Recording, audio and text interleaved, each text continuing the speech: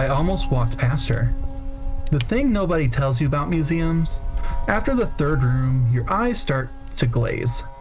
Everything becomes old thing, old thing, old thing, and your feet hurt, and you're thinking about whether the cafe downstairs is still serving that almond croissant you had on Tuesday. My professor had given us the afternoon as unstructured exploration time, which was academic speak for go absorb something and write 2 pages about it by Thursday. I had been wandering for almost an hour. Beautiful, but hollow, notebook tucked under my arm, with exactly 4 words written in it.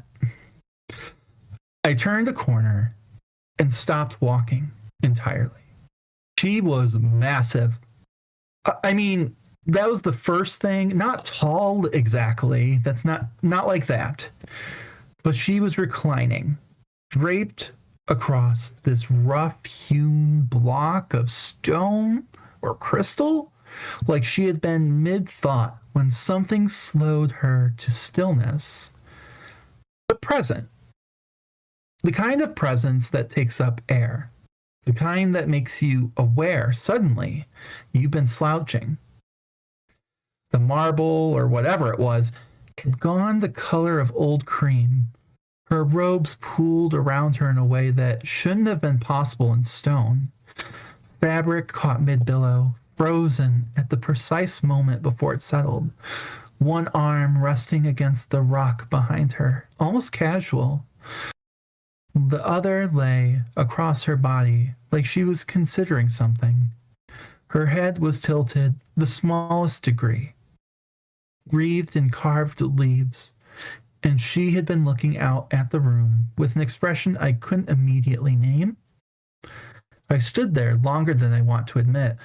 There were other people in the gallery, a pair of older women moving slowly with a shared audio guide, a kid maybe 12 years old, bored out of his mind, trailing behind what I assumed were his parents. Nobody else had stopped. Nobody else seemed to notice that something was different about this corner of the room. The air here had a different weight to it. The place card said Veleda. I had to look her up right there on my phone, which felt embarrassing somehow, like admitting ignorance to someone's face. She was apparently a Bruceteri prophetess. 1st century CE.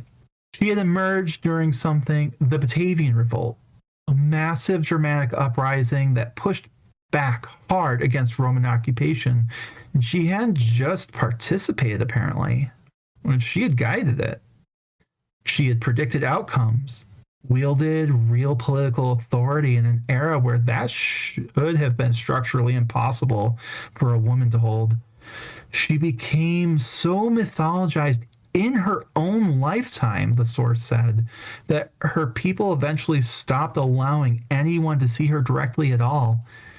She withdrew to a tower. Her words passed down through intermediaries, filtered through runners and representatives, like light through cloth. The Romans eventually captured her, apparently one of Domitian's campaigns, and she was brought to Rome, though what became of her after that thins out into speculation and silence. History swallowed her, I suppose the way it does, and here she was, reclining, partially bare, wreathed, carved from pale stone in some French sculptor's interpretation of what a Celtic prophetess should look like, which is to say she looked like a Roman goddess. Because that's the vocabulary of European sculpture had, because that's always the vocabulary the powerful use to render the other. I knew enough from my art history survey to recognize the irony in that. A woman who defined herself in opposition to Rome, immortalized in Rome's aesthetic language. I wondered if she would have found it funny or infuriating. Maybe both. There was something in her expression, or what the sculptor had decided her expression should be, that I couldn't shake. It wasn't triumph, not Suffering, though. Not the theatrical agony you see in so much of this sort of stuff, the thrown back head, the dramatic contortion of grief. No, it was something quieter, closer to patience, like she was waiting for the room to catch up with her, like she had been waiting for a very long time and had made her peace with waiting. I opened my notebook, uncapped my pen. These 2 pages were going to be easy now. I'm Brandon. And I'm Courtney, and welcome back to the Time Travelers Club. So, last time we were introduced to Veleda, Brooke Terry Badass, and one of the leading voices in the Batavian Revolt. And we left her at the height of her power, where she was one of the thorns in the foot of Rome, making it achingly painful for every step they attempted to take. But what comes up must come down. So before discussing the decline, it's worth pausing on just how remarkable the peak of Veleda's influence actually was, because it sets up everything that follows. By roughly the middle of the revolt, late 69 into 70 AD, she was operating at a level of political and spiritual authority that had essentially no precedent for a woman in the Germanic world, at least not in any documented sense. She wasn't just a respected local prophetess anymore.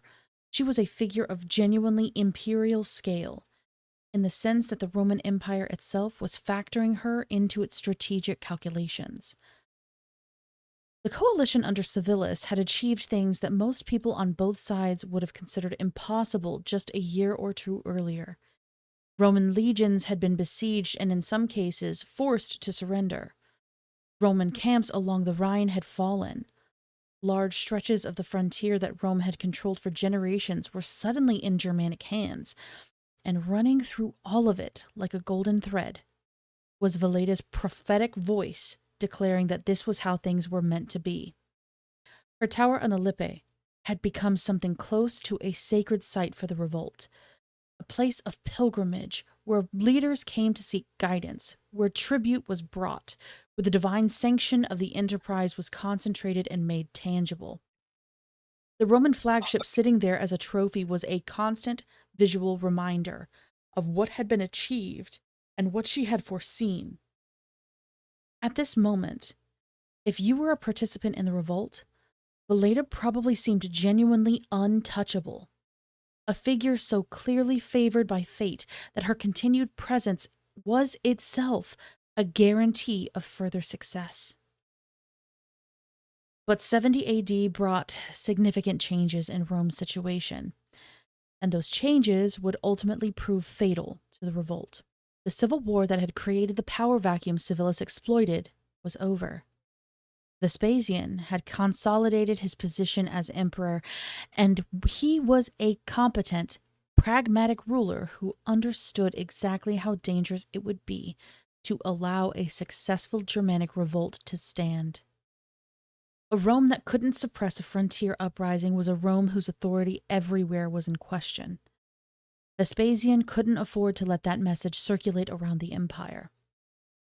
Yeah, I mean, he had 4 other people before him who taught him that lesson. Exactly. If you let one area behave badly, everyone else is going to start looking at you sideways.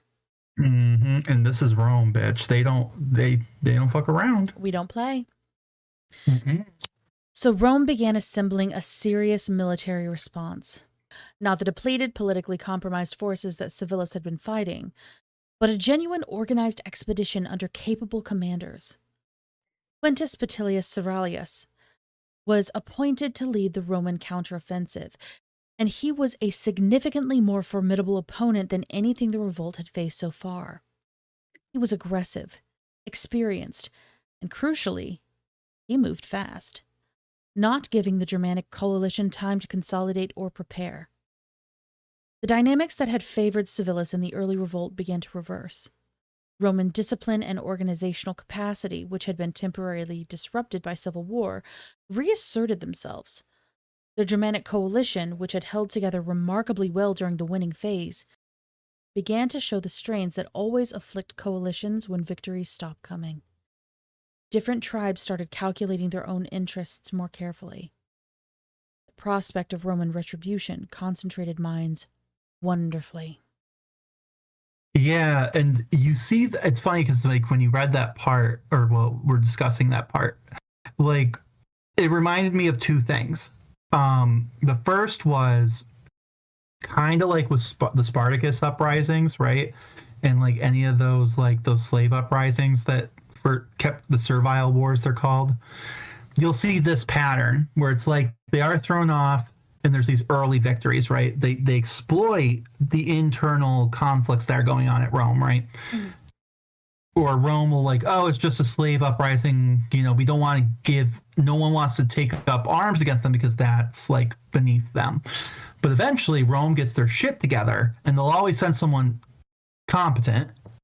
And then when that competent person comes in, that's when we start seeing the decline, right? It happened to Spartacus too.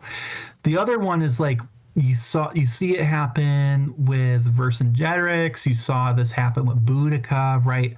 Like these tribes, you know, who were potentially enemies at one point, all come together, and when they're winning, they're kicking ass, they're doing great. But the moment they start losing, because they're not a nation, they are not unified. They might have some cultural stuff in common, but that doesn't mean anything.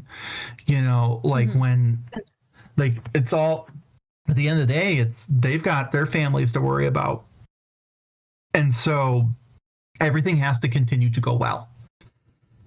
And it's pretty much a war of attrition that unfortunately these people are never going to win. No. You know, like at this point, until they can unify. And like eventually in history, that's what happens. In Rome, you can have these these migration periods where they cannot go back. It's like we have Attila the Hun up our booties and he's killing everybody. So we can't go back that way. Also, Rome has spent so much time just essentially hiring these people out that they don't really have a standing army anymore. That is their standing army. And then because of corruption, they're actively screwing them over. It's a good unifier at that point, but they're not like separate tribes anymore in that sense, you know. Yeah. They're fully independent. And they are all unified in that moment. Like 100% is like these people owe us money and we're already here. Exactly. So that's when, and Rome was at a position where it was just so weak it couldn't fight back, right? That's not what's happening here. There is this moment of chaos, like to say the least. Imagine going through like 4 or 5 presidents in a year because each one gets killed by the last one. Like by the next one, you're like, that's crazy. But that's essentially what's happening. But they did, like, Vespasian seems competent enough. He's got his own issues, but you know he's competent, so no one can deny him that. That's why he stays alive. But like, yeah. So the moment you have someone competent on the throne, you know, there we are. So getting back to Veleda, this is a fascinating and unexplored dimension of her history, of her story. What happens to a prophetic reputation when the tides turn, right? Like I just discussed, we kind of see what happens politically, what happens. But what does this mean with her prophecies, right? Veleda's authority rested substantially on the apparent accuracy of her earlier predictions.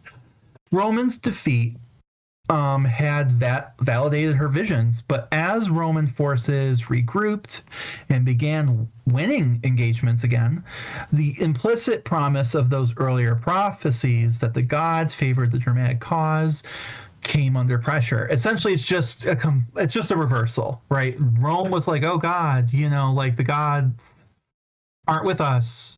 Their gods must be favoring them.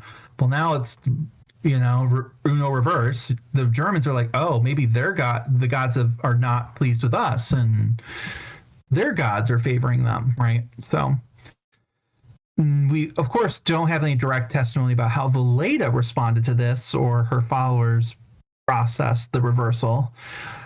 Tacitus, of course, doesn't give us her inner life or public statements during this phase, because why would he? Why would he? Yeah. I Why, mean, what purpose would Tacitus have for stating anything positive about them? well, that and like, are you telling me that this Roman man, great man, didn't care about a foreign barbaric woman who was in power and cared about making sure her thoughts were recorded accurately? Of course not. That's crazy. It's a I can't woman. believe Who that. cares? Well, like, right. It's like it mattered when they were winning. The moment they were losing, it's like, and see, no one cares what she has to say now. You dumb lady. Know your place. It doesn't matter what you think, because nature has righted its course and things are in their proper place. You know, so but and he doesn't even need to say that part because people would know that intuitively, right? His audience. So but that being said, we can reason about it from what we know about prophetic authority, and how it works under stress, right? There's other examples in the world where we do have that, right? There are essentially a few ways a prophetic figure can respond when events stop confirming their visions. Honestly, just go to look at any modern cult.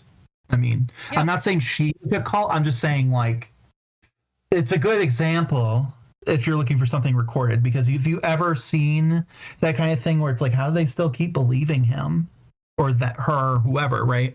Like Heaven's Gate's the one I'm thinking about. They just change it.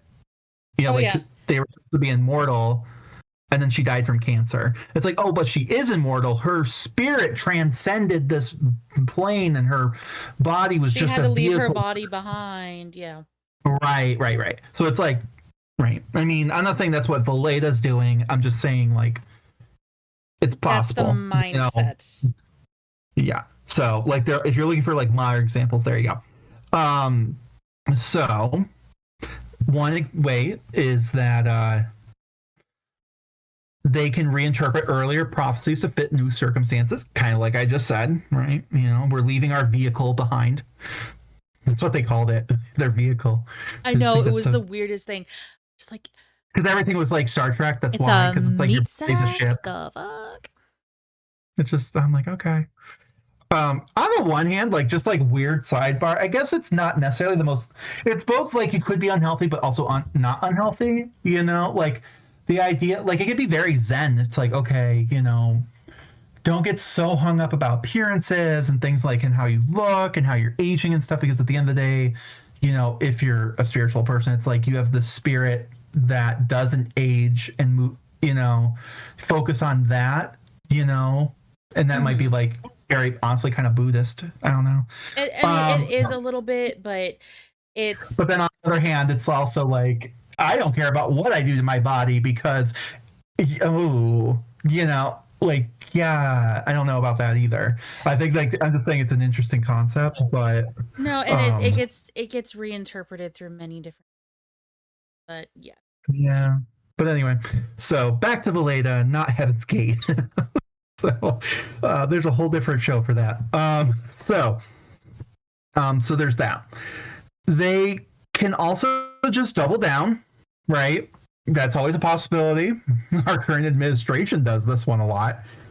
Literally you literally just gave yourself money and told everybody that they can't investigate you for your taxes anymore or your family. No, I didn't. It's right here. No, it's not. Anyway, right. So insisting that the ultimate outcome is still assured, even if the plan is harder than expected, right? So there's that too. And that's a military thing too, right? It's like, no, just keep pushing. Eventually, like, I mean, if you look at like any war, you'll find an example of this, right? And sometimes it works. Sometimes it don't. You know, if it works, they go, man, he was just so determined. He kept with it. Another time. And then if they lose that gamble, because that's what it is, it's like, oh, they were so stupid. They should have backed out. And then they just couldn't see. It's like when Napoleon was winning, right? It was the same thing. When Napoleon lost, you hear like, man, he just refused. He was so stubborn. He refused to let go. Sure. It had worked 9 other times, but you only have to fail once, right? So, Correct. mhm. um, so then there's kind of like this third thing, right? Their authority can simply begin to erode as the gap between prediction and reality becomes impossible to paper over, right? Like it can, being determined in like war, it can give your troops a second wind. But if it starts to become a like World War One, where it was eventually like attrition, you, people just start giving up, you know. Um, and that can lose the battle, right? And the longer something goes on, the longer you're not winning. When we were talking about Vercingetorix against Caesar and Mark Antony, right? At first it was going good, but a month into that siege and you're contemplating eating your kids, you know, a little harder to just keep going, guys. You know, it'll be fine. You know, it doesn't look fine. So, so this is kind of where we're at, right? What we can say is that Veleda continued to be a significant figure through the middle stages of the revolt's decline, which suggests her authority didn't immediately collapse, you know, when Roman fortunes improved, which is good. I'm glad that they weren't burning her at a stake somewhere immediately the moment shit went downhill. This is partially that social and spiritual infrastructure she had built. The tower, which is also very good to keep you from being burnt alive. The intermediate, you know, yeah, it's helpful. The if nothing else, it'll show if they come down the road with the pitchforks and the torches. You got some time to get out of Dodge, but you know. So there's that tower, the intermediary system, right? The accumulated weight of her accurate predictions, which I would almost argue too that the intermediary system, it almost kind of acts as a last. This is the little bit of a pessimist, I guess, in me. Like maybe like I don't know. I'm not a pessimistic person, but it creeps in the skeptic where I'm like, also if there's an intermediary, you could always just say, oh, she must have gotten it mixed up. That's not what I said. It's like literally shoot the messenger because I didn't say that. Ooh. But yeah, I hopefully she wasn't like that. But you know, I'm just saying. But that being said, that was all this like credibility didn't evaporate overnight, but that reserve was finite and it was being drawn down.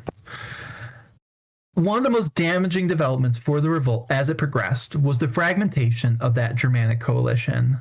And this is where Veleda's diplomatic role became tragically relevant. In the early revolt, her ability to arbitrate between tribes and provide a unifying spiritual mandate had been one of the coalition's greatest strengths. But as the military pressure from Rome increased and the prospect of victory dimmed, the centrifugal forces pulling the coalition apart became stronger than any arbitrary authority that could counteract. Well, it's hard to maintain that kind of power and that kind of confidence when losses happen. And losses were going to happen. Yeah. I mean, in any star system too, you know, like if we're using that metaphor, I mean, the sun can hold things into its gravity, but the force pulls things apart the further out you go, right? And the stronger those forces are, you know, the more likely it is you can get thrown out of that orbit or lose those things orbiting you. Exactly. And it's just I have to sit here and think, at what point did she possibly cave to pressures? Like every time they win, they're like, yeah, we won. She said that we were going to win. Did she ever have those second thoughts of, oh no, we're not winning anymore, but she can't say that we're not? Or is she told she can't say that? Like, because again, while we think that she's powerful and stuff like that, she's having to speak through an intermediary. We don't necessarily know what she stated at all. Right. And then also, it, if she's becoming originally more, she was probably more independent, but as it becomes more important, like her words become more important for this greater structure, she might be telling them these things, and then they go, we're going to pick these details out because we don't want our men hearing that, you know? Exactly. Um, And or they're guiding it as in, like, you've got something good to tell us, right? Yeah. exactly. And so I'm sitting here and I'm just like, it's, this is my head canon because this is what feels right to me. I don't know if it was her voice. Yeah, it's hard to say because again, we don't have it at all. Period.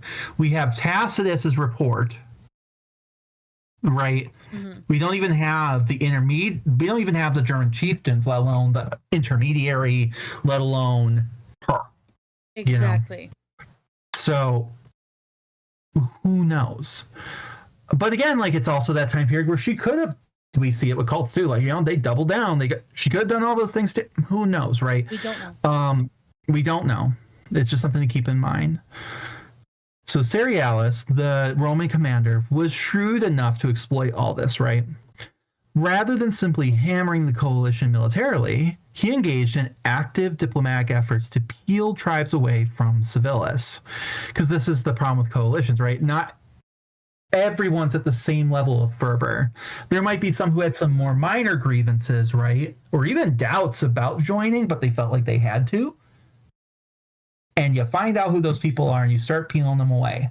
Because if you peel those ones away, the next group is easier to peel away. Yep. Right? Until you're left with just those diehards, which then you outnumber. Well, then you can say, look at those zealots. Mm-hmm. And right. So he offered terms, made promises, played on tribal self-interest. It's the Roman, like, just go look at their handbook. It's right there. Agreed. I mean, it's an imperial handbook too, but like the Romans did a really good job, and they were like one of those fierce people that people keep always going back to.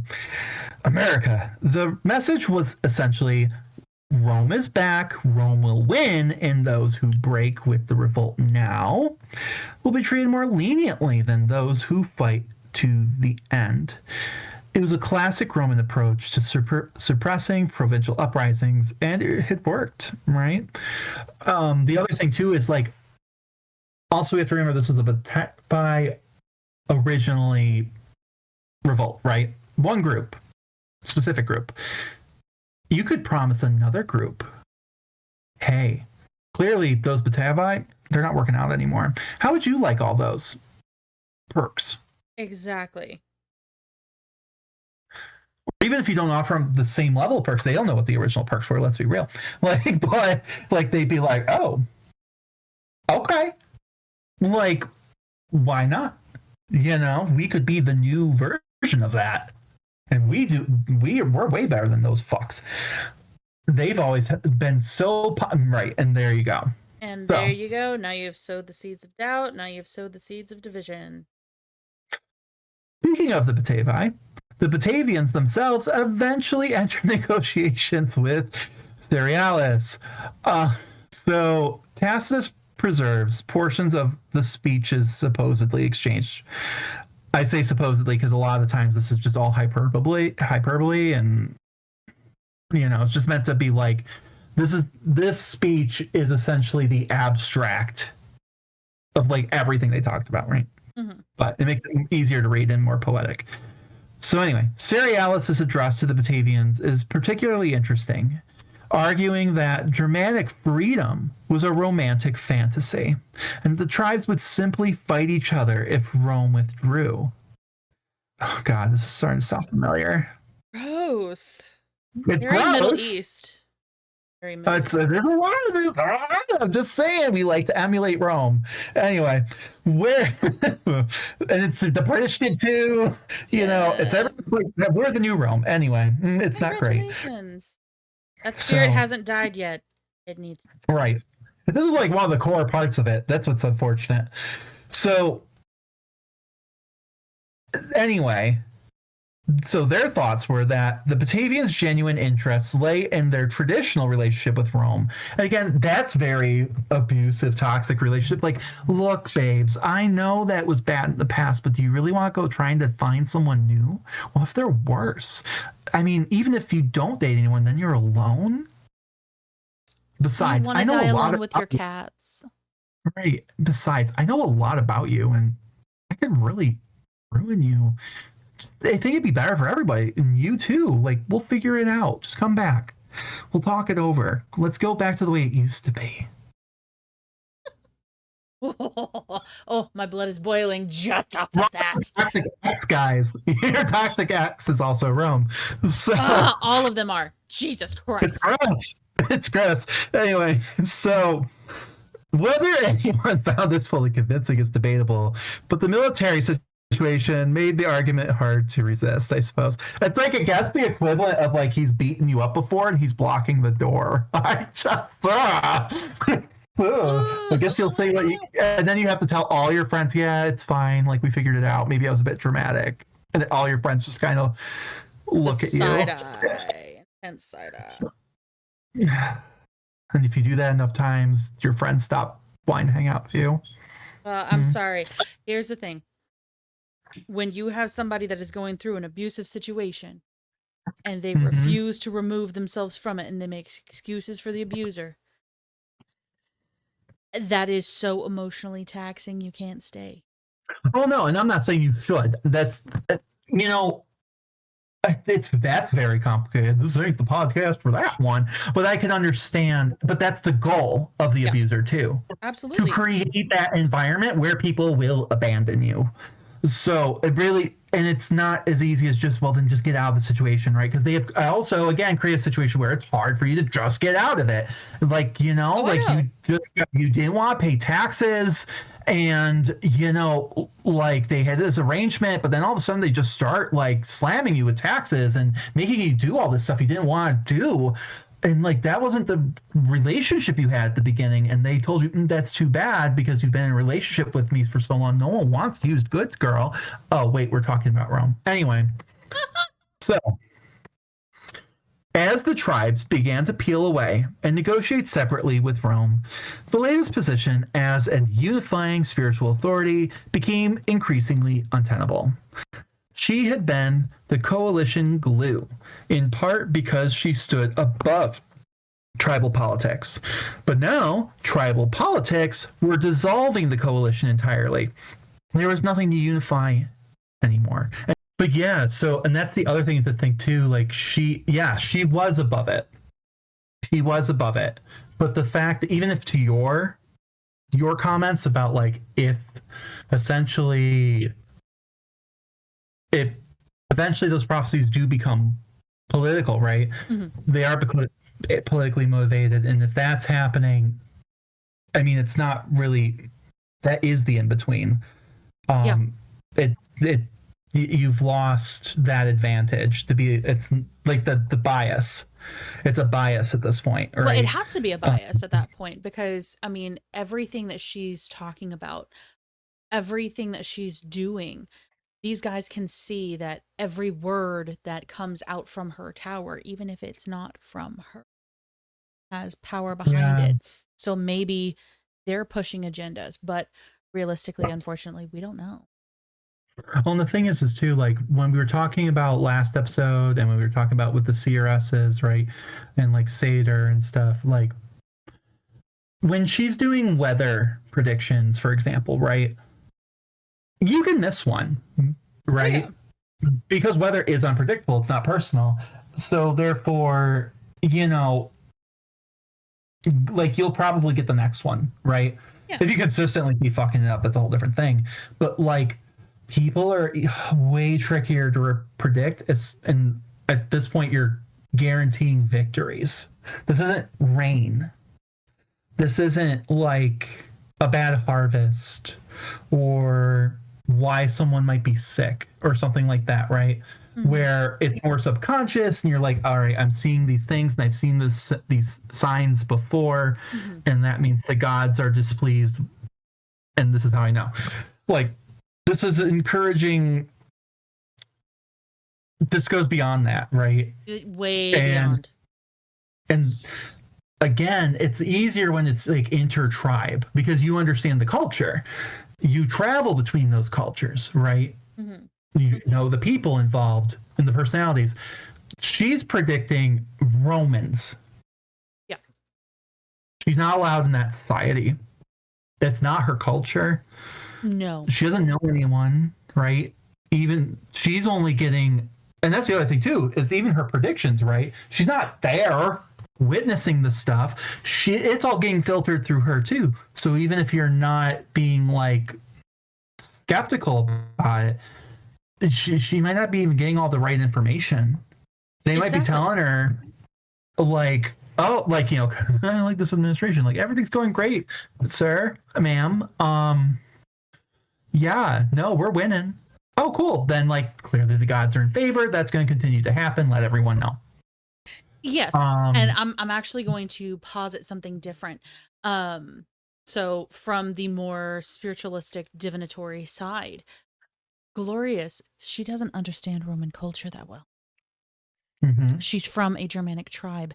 So there potentially is signs and things that maybe was misread because she doesn't understand the fucking culture. right. And then that's also political too, because again, it's all filtered, and it's not her culture.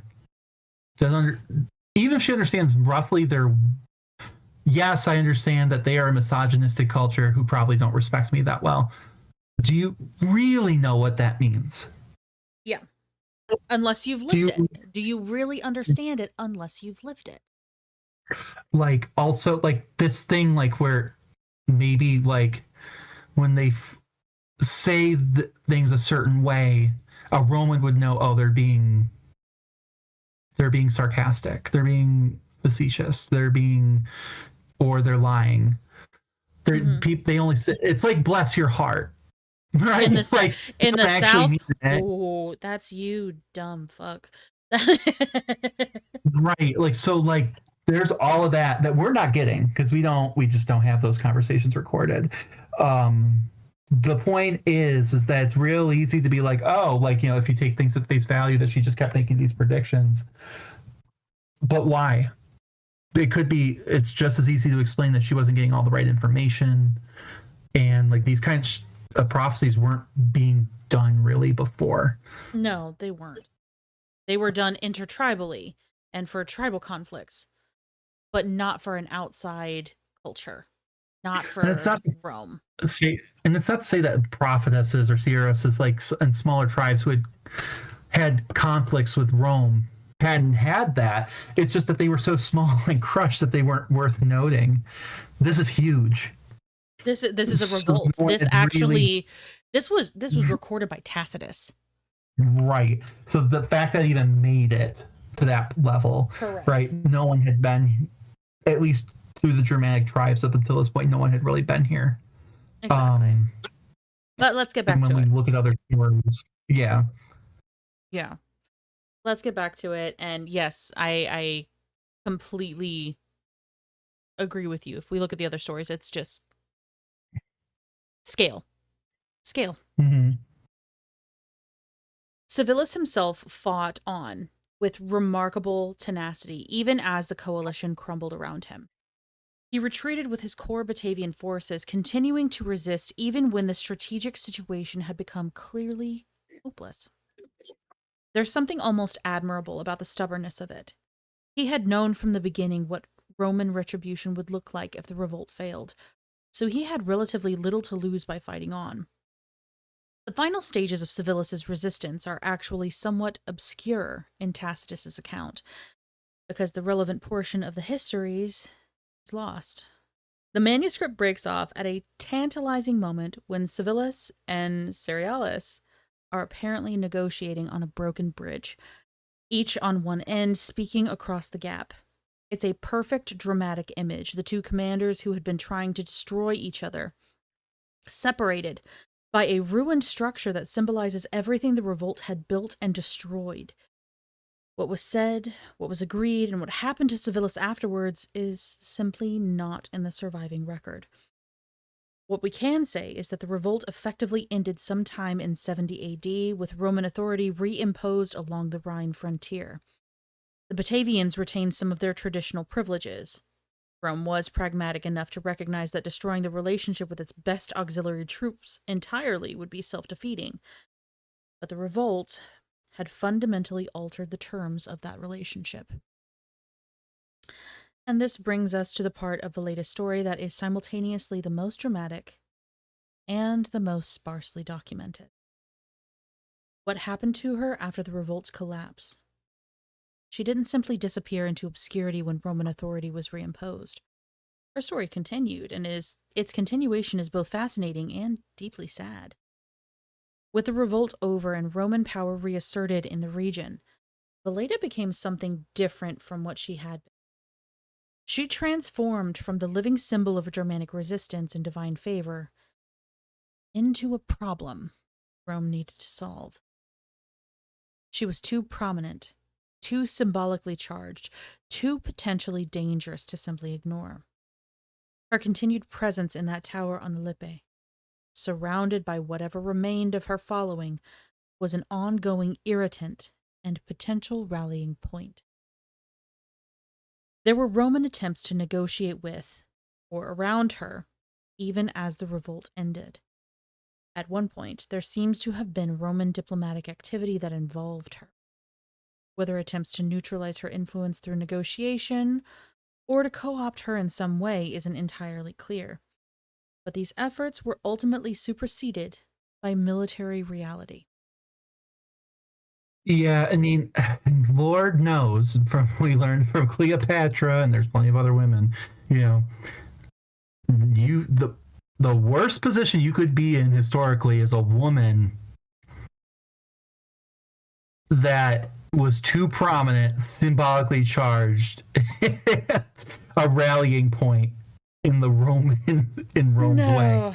That needs to either be put on a leash or neutralized and put into obscurity. Right. I mean, so the decisive moment came around 77 to 78 AD. Notably, as you can hear, several years after the revolt itself had ended. A Roman military campaign under the governor Rudilius Gallicus moved against the Brutari in the course of its campaign, and Veleda was captured. So, I mean, just take that in for a minute. 7 to 8 years. She Rome has a long memory. But she gave them hell because it sounds like, you know, they've been trying to negotiate and everything else, and that's why you don't have too many records. I would gather, because they don't want to admit that it took them 7 to 8 years to take care of some woman. That would definitely be very emasculating. Like Cleopatra and Zenobia, right? Like, as soon as they lose, they got their ass, you know. And that's why, like, when Cleopatra unfortunately took her own life, or Zenobia, who was also, we don't know, right? Like, they don't let, like, they're real quick to, like, parade that around and give you an exact date, right? And all the dirty details. They don't really do this here. It's just weird. It's like we just said, they kind of just trail off and pick up when they capture her, and it's like really weird. It's like y'all, what happened in the 8 years? What happened in the interim? How much hell did she give y'all? I'm assuming quite a bit, because there's a whole new guy who's capturing her. Like, what happened to Cialis? I mean, come on. So, but captured she is. The gap in time between the revolt's end and her capture, like we said, is interesting. And we think that she managed to kind of maintain some kind of existence, some residual influence, of course, in the Brutari territory. And that makes sense, right? Mm-hmm. Like, it's good to know that her own people didn't abandon her, you know? Like, she kind of went back to the way things were. But unfortunately, she could not just go back to the way things were because she had done pissed off Daddy Rome. So, you know, But it does say she wasn't immediately swept up in the aftermath of defeat. And you could also look at it as that they were trying to chase down Civilis, so maybe she took it, the afterburner of that. And either he was captured or he died, or for whatever reason they had just given up on that, to then turn their attention on her, right? Yeah. But that being all said, it does say something about her continued significance and perhaps the difficulty Rome had of getting their hands on her. But captured she eventually was, and she was taken to Rome. The fact that she was taken to Rome rather than simply executed is also on the spot is also significant, right? Mm-hmm. Rome frequently brought prestigious captives back to the capital.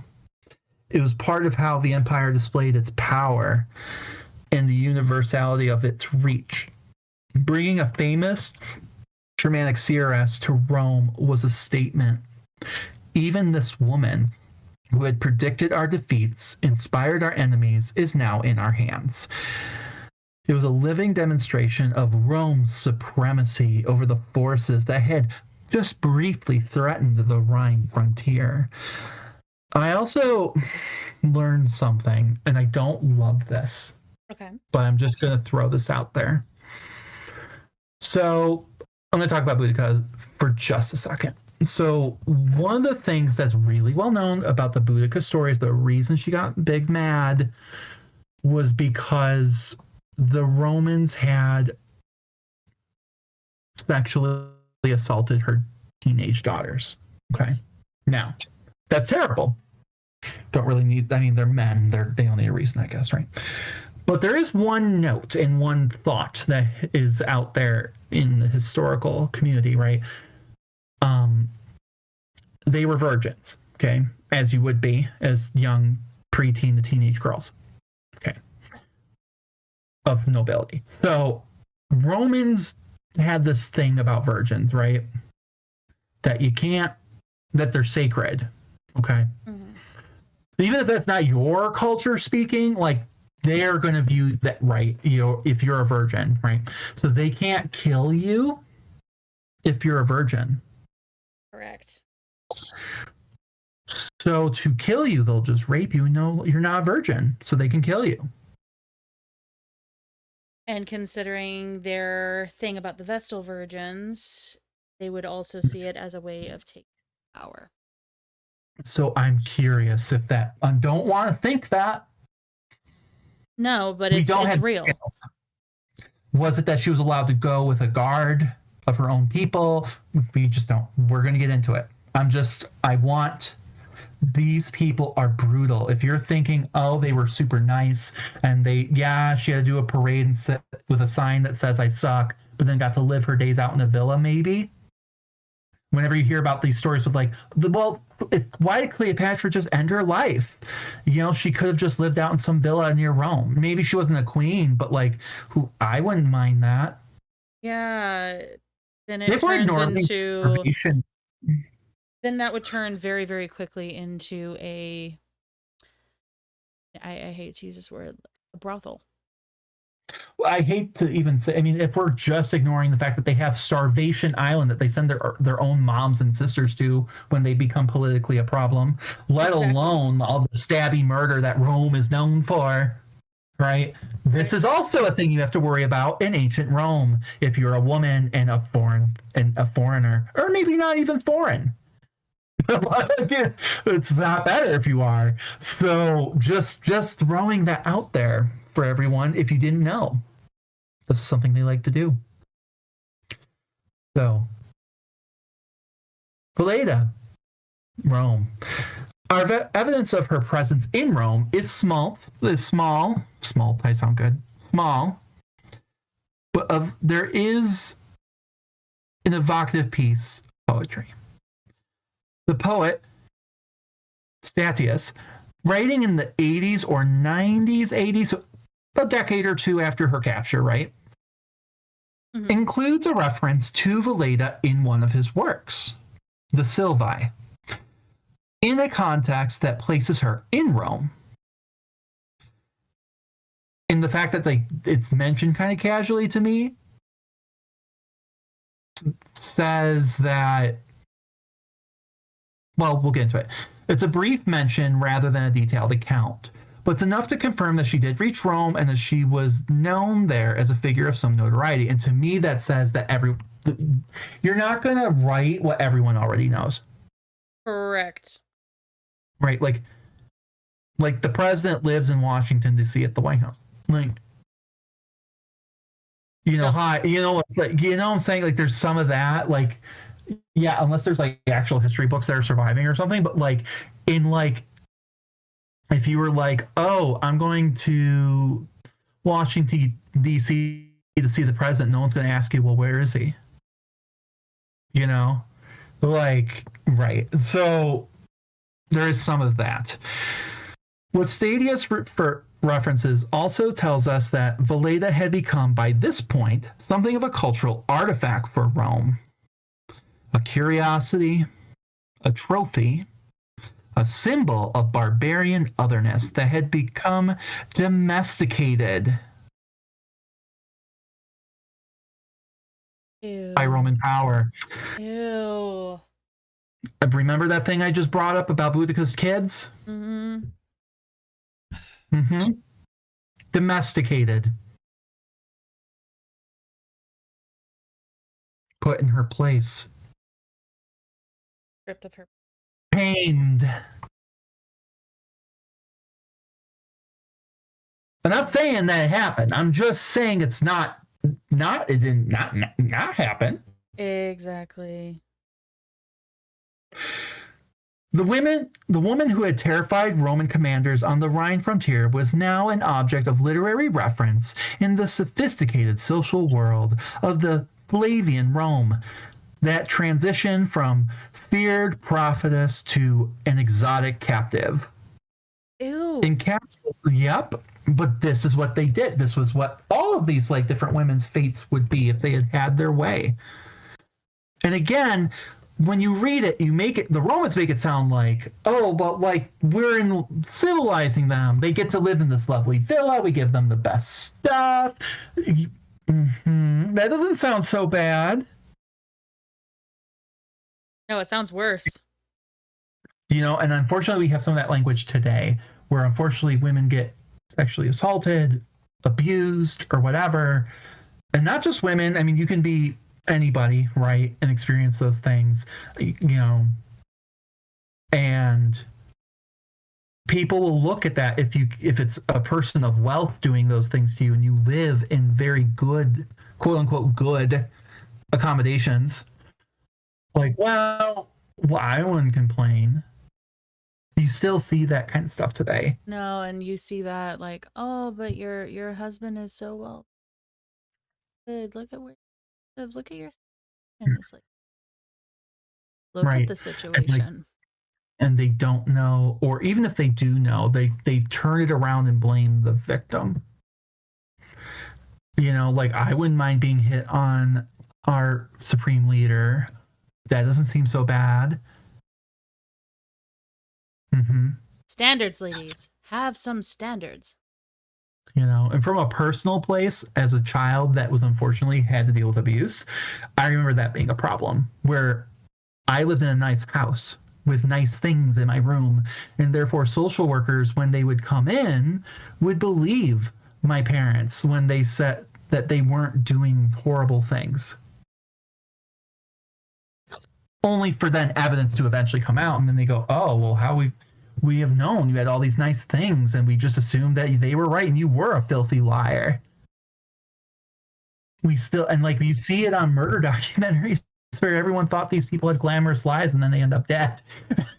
Like, there were signs, but we just didn't want to believe it. And so whenever you hear in Rome in history that they were allowed to live out in a villa for the rest of their lives, but their lives were unfortunately brief most of the time, keep that in mind.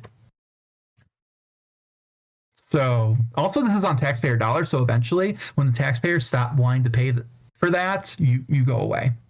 Exactly. Usually. So, and with that, that's it. The record runs out. We don't know what happened to Veleda's life in Rome or what that looked like. We don't know if she was paraded in a triumph even when she first got brought in, if she got brought in. Was she kept as a curiosity by a Roman household? Don't love the sound of that. Hate the sound of that. Was she actually assigned some religious function? I doubt it, but I guess anything's possible. It depends on like if there was an actual negotiation. And that again, we don't have details. We could, and that's why they don't have details, where they got outbid by a lady and they actually had to give concessions. And one of those concessions was, I want to practice I'm going to live there to be a priestess for the German people living in Rome. Like, it could be that. And she was untouchable. That's the story I hope for, but we don't know, right? Yeah. So, was she just simply left to live out her days in comfortable obscurity? I'm going to put that in quotes, air quotes, comfortable obscurity. Yeah, right. We don't know if she ever attempted to practice her prophetic gifts in the alien environment of her imperial capital, or whether she found that those gifts, so rooted in the landscape, language, and religious framework of the Germanic world, had no purchase in Rome. We don't know when she even died, or whether anyone recorded her final years. The silence is frustrating, but also in a way it's appropriate.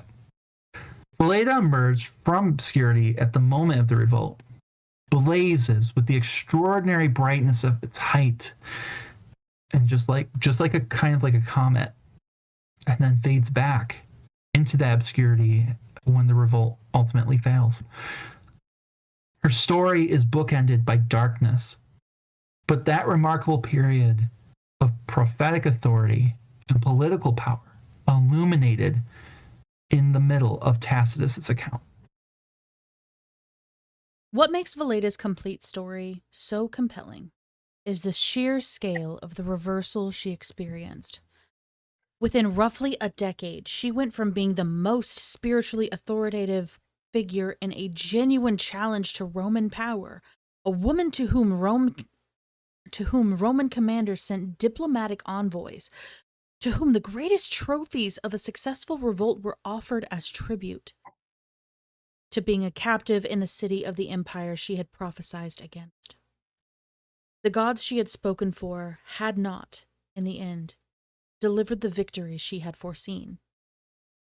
Or perhaps, and this is a more interesting way to think about it, the victory she had seen was always more complicated than simple military triumph. Her prophecies had genuinely come true in the early stages of the revolt. Roman forces had been defeated. The empire had been shaken. The Rhine frontier had been thrown into chaos in ways that reverberated for years afterwards. Perhaps, from within her own prophetic framework, something real had been accomplished, even if it ultimately fell short of permanent liberation. We'll never know what Veleda herself thought about how her story ended. That interiority is lost to us completely. What we have is the external arc, extraordinary rise, catastrophic fall, and the knowledge that for a brief, remarkable period, a woman from a Germanic tribe on the edge of the Roman world wielded a form of power that the empire itself had to take seriously. That's not nothing. In many ways, that's everything. I mean, I'll even throw my 2 cents in there. You know, the German people, a Germanic tribe would eventually destroy Rome. Mm-hmm. The Germans would liberate themselves, the Germanic tribes, not hers. Maybe not even in a way she could 100% recognize, but eventually it does come true. Rome does fall, and those different German peoples do end up going on to not only doing their own things, but like we talked in episode 1 of the season, forming their own kingdoms and cultures and empires. So, yep. Just there you go. Absolutely. It does actually end up coming to pass. It Mhm. just Wasn't didn't. in her lifetime. No. No. The first and most concrete dimension of her legacy is what the Batavian Revolt itself changed.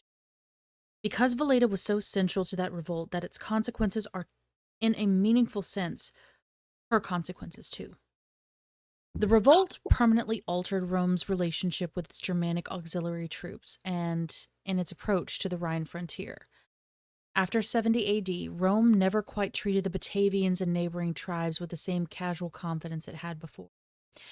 The experience of watching auxiliary units defect, of seeing Rome's best frontier fighters turn their skills against their employers, produced lasting institutional changes.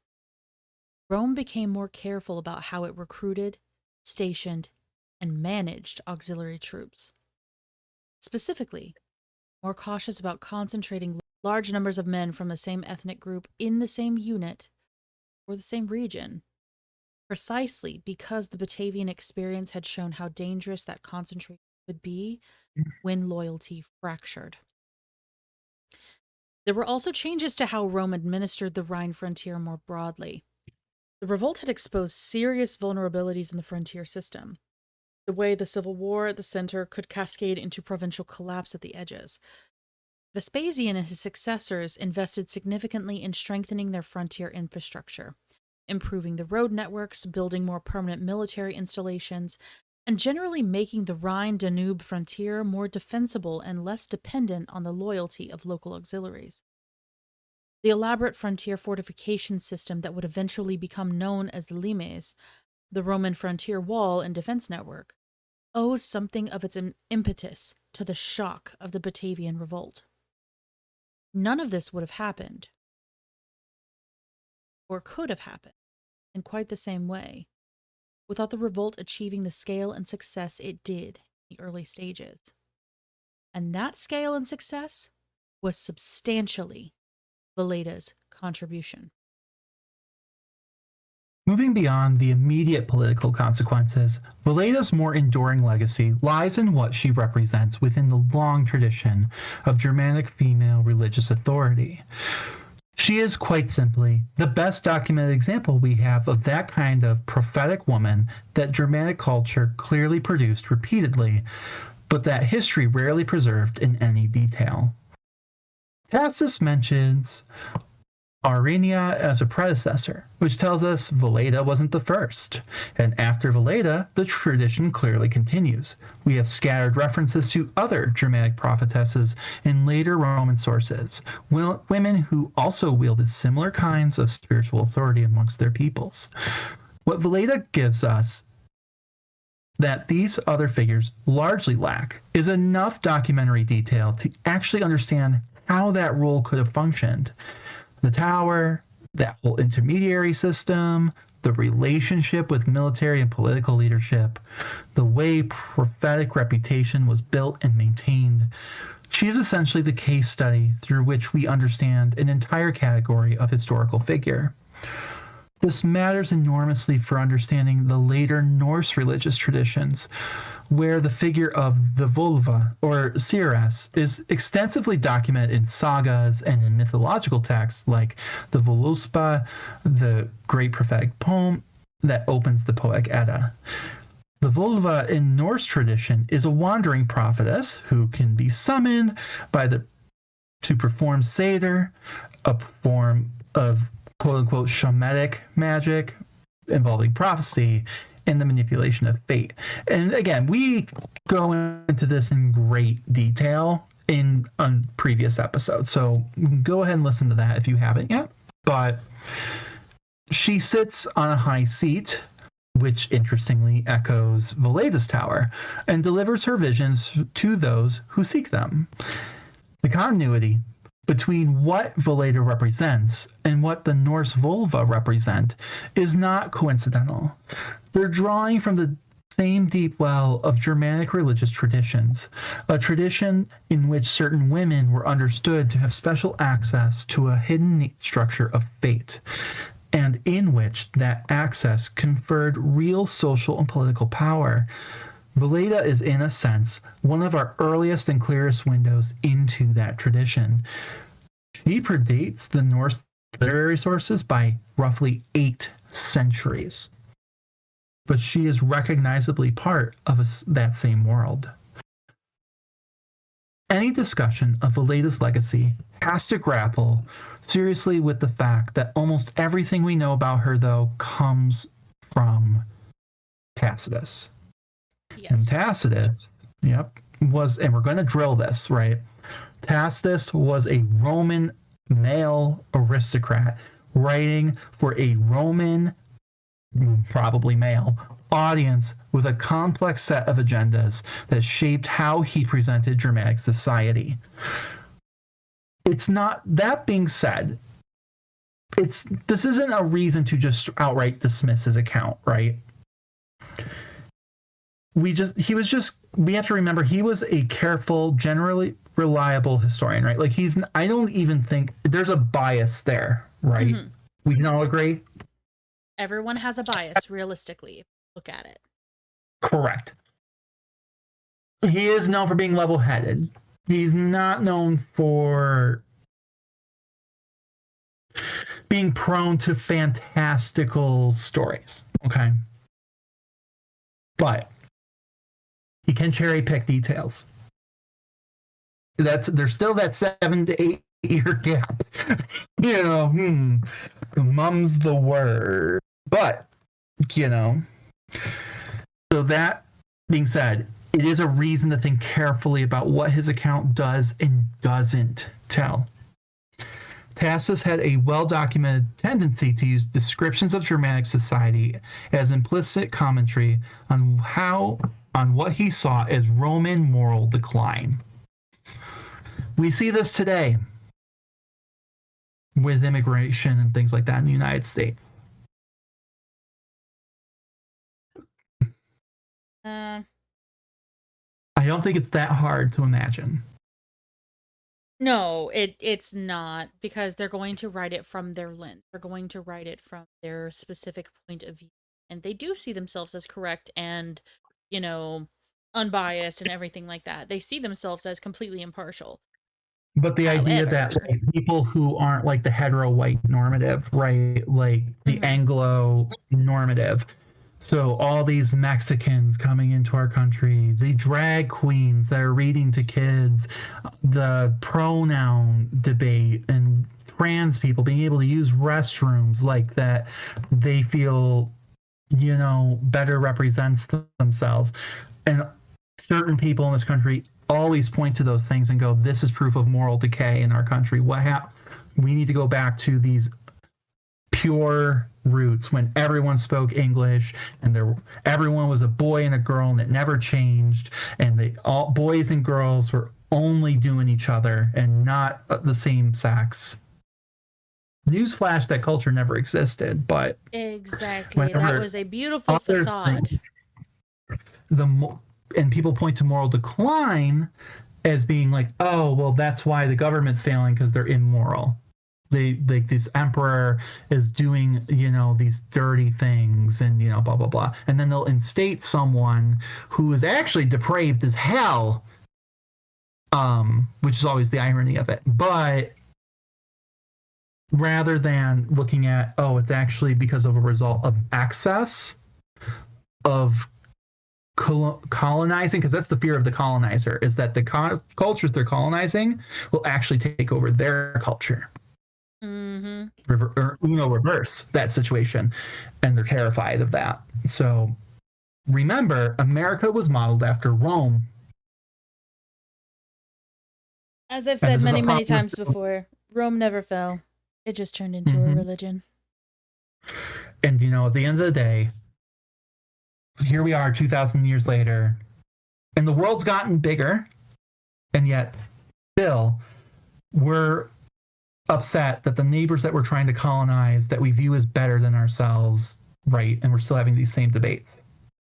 It's gross. Right. So, back to Tacitus. The Germania, in particular, is saturated with this dynamic.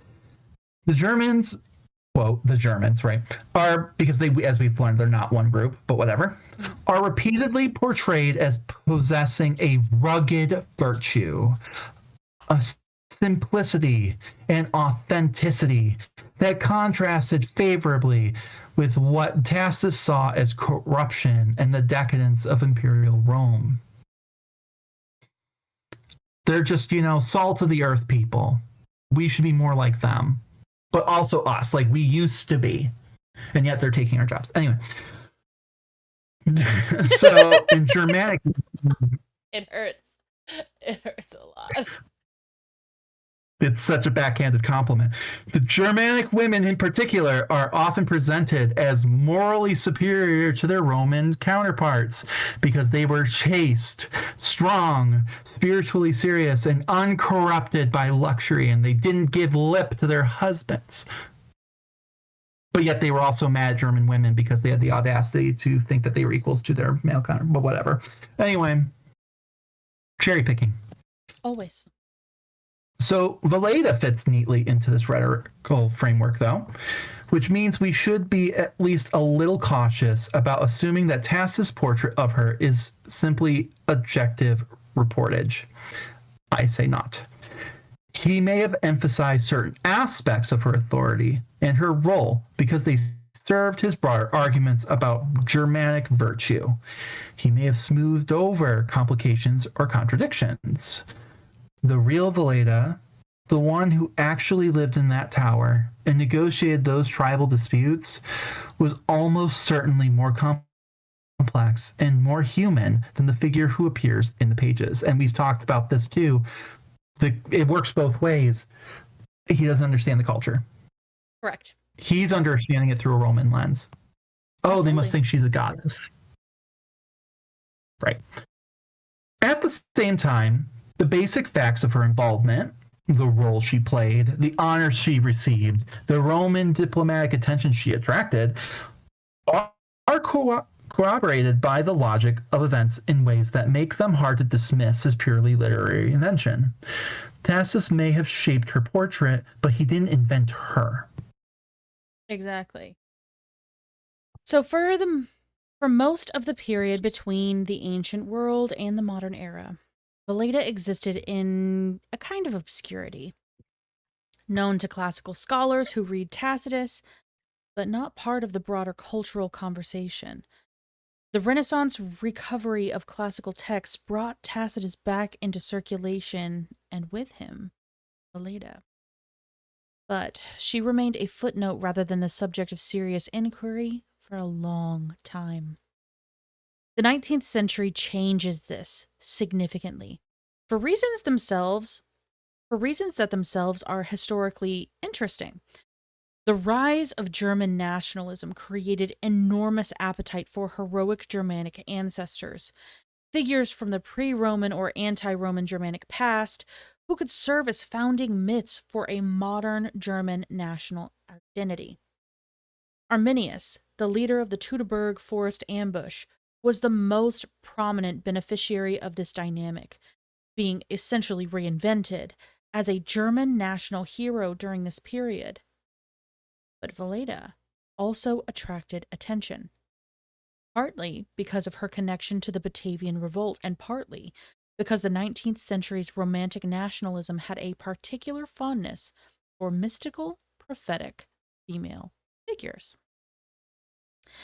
This is a double-edged aspect of her legacy, because the 19th century nationalist appropriation of figures like Veleda was often more about projecting modern ideological needs onto ancient material than about genuinely understanding the historical figure. The Veleda who appears in the 19th century German cultural imagination was frequently a romanticized, idealized version, more symbol than person. This kind of appropriation can actually impede serious historical understanding by layering modern assumptions so thickly over the ancient evidence that the real figure becomes hard to see. A more recent and arguably more productive strand of Veleda's legacy lies in her recovery by feminist historians and scholars of women's history, particularly from the latter 20th century onwards. As the historical profession began seriously grappling with the systematic absence of women from historical record, asking not just where are the women, but why aren't they here and what does that absence tell us? Figures like Veleda became increasingly significant. Veleda is genuinely valuable to this project for several reasons. She demonstrates in a well documented ancient context that women could and did exercise forms of political and military influence that conventional history has often assumed were exclusively male domains. She didn't do it in the same way male leaders did. Her power operated through different channels and drew on different sources of authority. But its real world effects were comparable. Tribal coalitions were held together by her arbitration. Roman commanders adjusted their strategies in response to her influence. Military decisions were made or unmade based on her prophecies. This challenges the still common assumption that pre-modern women were simply passive, that real historical agency was a male preserve, and that women who appear in historical record are exceptions so unusual as to be essentially irrelevant to our understanding of how ancient societies actually worked. Veleda suggests, rather, that female authority of this kind may have been more structurally embedded in Germanic society than our male-authored sources typically acknowledge. She's not an anomaly. She is a data point in a larger pattern that our sources only partially preserve. Veleda has made periodic appearances in literature and art across the centuries. Though she's never achieved the mainstream cultural recognition of figures like Boudica or Cleopatra, other women who challenged Rome and whose stories have been extensively retold and reimagined. The French writer Chateaubriand included a character named Veleda in his 1809 novel, Le Martyr. Though his version of the character is heavily fictionalized and says more about early 19th century Romanticism than about the historical figure. She appears in various German literary and artistic works from the nationalist period, usually in the more romanticized form discussed earlier. And more recently, she has appeared in historical fiction and in popular histories of Rome and the Germanic world, though usually as a supporting character in someone else's story rather than as the protagonist of her own. The relative thinness of her cultural afterlife compared to figures like Boudica is instructive. Boudica led a revolt that took place in Britain, which meant her story was claimed by British national mythology and given the full treatment of imperial self-congratulation. The dangerous barbarian queen who almost brought down civilization, defeated by Roman order. Veleda's story unfolded on the continent, in a region that became Germany and the Netherlands, and the national traditions of those countries developed their heroic founding myths around different figures. She fell into the gaps between national mythologies rather than being claimed fully by any one of them. I would also say too with Boudica, because it is similar in the sense that they are romanticized by their respective cultures in the 19th century because of this the concept of nationalism coming out, Yep. and romanticism being a big movement. However, Boudica in particular really, I think, caught a hold in the imagination because of Victoria. Victoria was leaning in it. Look at this. She was a female British queen who had children and was willing to die for her people. You know, like the nation was her people, which was definitely something that Victoria was trying to push, because up until that point, really the only queen that they had was the Virgin Queen, and Victoria was not a virgin. Not at all. No, not in the least. She really liked her husband. I was gonna say, I don't like using the term, but nymphomaniac may actually apply to her. Might actually apply to her. I don't think, like, they try to paint it to the point with her too that, like, oh, like her husband didn't even want it. I don't even think so. But I will say she definitely liked the activity.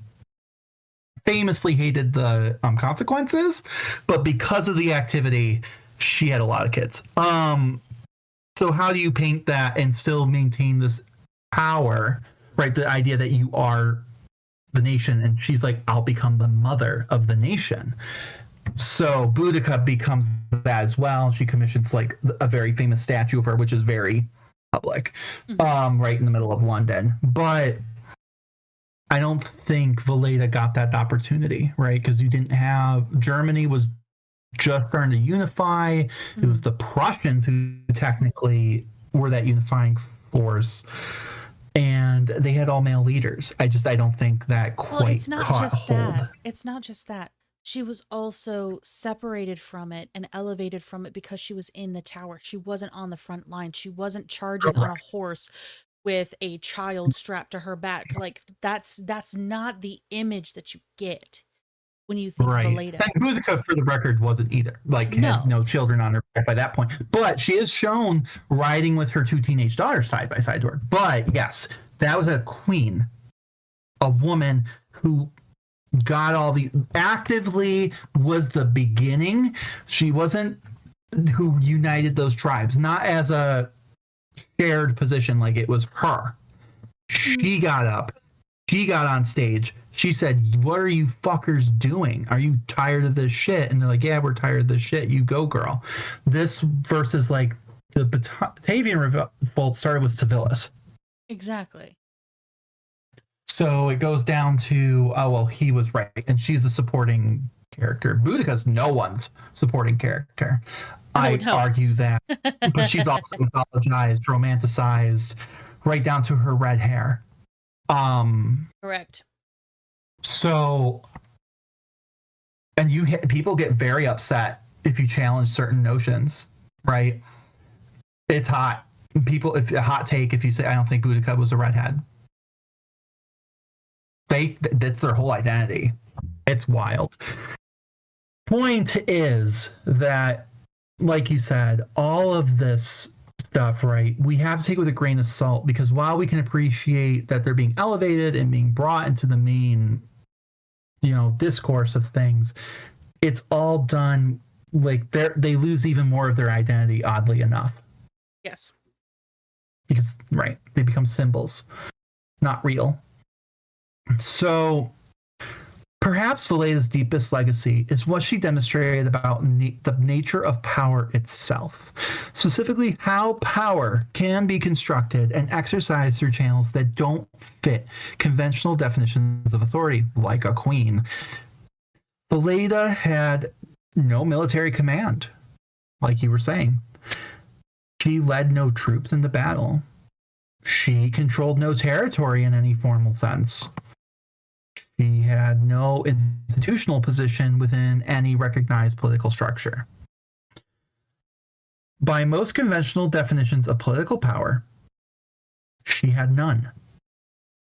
And yet, Roman emperors factored her into strategic calculations. I mean, they spent 8 years looking for the bitch. Trying to get her. So and that to me still strikes me as wild. 8 years looking for her? Yeah. Actually looking for her? Or that's one thing you need to go find out. Like, what happened in that 8 years? Like, what really happened? Like, we need to know. Tribal coalitions were held together partly because of her arbitrating authority. The most prestigious trophy of a major revolt was sent to her as tribute, which, if you don't remember, because I don't know if we mentioned it this episode, it was an entire ship that they captured. The whole thing. Like a whole, warship, essentially. I mean, do what you will with that image. She was deemed important enough to be captured and brought to Rome like a queen rather than simply killed. She wasn't a queen, though. She's just some lady at the end of the day. Like, I'm sure she has a pedigree within her culture, right? We kind of discussed that too, but she's not a princess. She's not royal in that sense. She's just a lady who lived in the tower and people actually listened to. Seems pretty royal to me. It does, but when we think royals, right? Even princesses have value just because, and they don't have to say anything. It's because of what their bloodlines are, and she doesn't technically have any of that.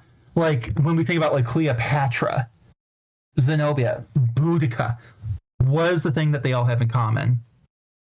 They were royals, so they had that authority. Exactly. Like, and that was powerful back then. And sometimes now too, where your whole family can be exempt from taxation. Anyway, Correct. her power, though, was real. Demonstrably, concretely real in its effects. It just operated through different mechanisms than the power we usually study, through reputation, through spiritual authority, through the management of access and mystery, through the cultivation of a prophetic track record, through her position as a neutral figure in a world of competing tribal loyalties. These mechanisms were genuinely effective, and they were available to her precisely because of the specific cultural framework she inhabited, a framework that recognized female spiritual authority as legitimate and significant.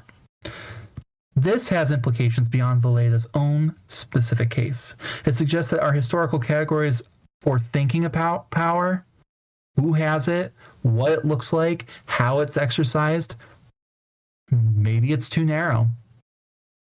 Too shaped by the kinds of power that leave obvious documentary traces. Too focused on formal institutions and military force. The kinds of power that Veleda wielded are harder to document, but not necessarily less real than in their effects. And there were almost certainly many other women across history who wielded similar kinds of influence without leaving enough traces, or those traces were erased, for historians to reconstruct their stories. So finally, there's something to be said about the gaps in silence in Veleda's story are themselves part of this legacy. We don't know her birth name, if Veleda was indeed a title. We don't know anything about her early life. We don't know what she actually said in her prophecies. We don't know how she experienced the collapse of the revolt and her own capture, if it was even a capture. We don't know what her life in Rome looked like, or how and when she died. These silences are frustrating from a historian's perspective, but they also keep her story open in a way that more fully documented figures aren't. Veleda resists being fully known, fully explained, fully domesticated Oof. into a tidy historical narrative. There's something fitting about that for a woman whose entire authority rested on access to hidden knowledge, on seeing what others couldn't see. She remains, even across 2,000 years, obscured, mysterious. What we can say with confidence is that she was real. She mattered. Her influence shaped events at a genuinely significant moment in history of Rome and the Germanic world, and that she exercised a form of power that the historical record rarely captures because it doesn't fit the template we've built for recognizing power. Recovering her story, even incompletely, is an act of historical justice, and a reminder that the past was inhabited by extraordinary people whose names we've barely learned to look for. If you like what you heard today, please give us a positive review on whatever platform you listen to this podcast on. It goes a long way for us to appease the algorithm gods and get this suggested to others just like you. The more we can connect to our fellow history nerds, the more we can build up a community and keep this show going. Also, we have a Patreon where you can hang out with us and get exclusive content, like videos where we might try to make ancient recipes, talk about topics that couldn't fit into the main arcs of the podcast. So just for some examples there, we've got the Fayum mummies, Atlantis, Hecate, and we've got many, many more ideas to come, all for the price of a latte per month. research materials and books cost a lot of money, and it takes a lot of time to create this show. So anything you provide would be a huge help. We can't wait to see you again next week. And as always, thanks for listening. Bye for now. Bye, guys.